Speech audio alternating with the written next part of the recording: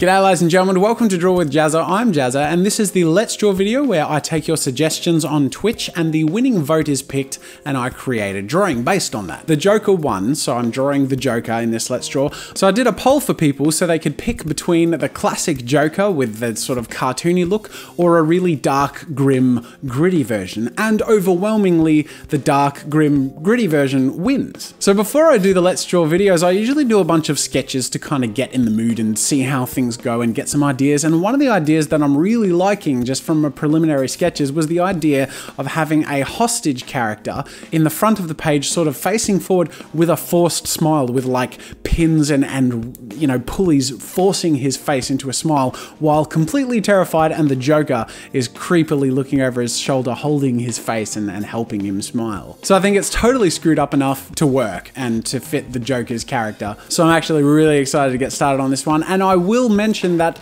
the aesthetic I'm creating the Joker around is going to be just based on a lot of Joker styles, but I'm not going to be following any specific one. So I won't be doing the Dark Knight Heath Ledger Joker, and I won't be doing the classic TV cartoon series Joker. I'll be kind of throwing in my own ideas as I go. As always, I start off with my lines being very, very light and very thin, and I'm just very roughly sketching the silhouettes and the shapes of the poses of these characters, knowing that the hostage character is facing forward and the Joker sort of behind him but peering sideways at him. I really want to capture a creepy aesthetic in this piece, and so as I start to add the details, I'm really trying to focus on the character's expressions and to add as much intensity as possible to the fear in the eyes of the hostage character and the manic, insane joy in the Joker's face. More and more, I refine the silhouettes and line work, adding slight details as I go, but also allowing for room for where the line work can take over and do some of that detail as well.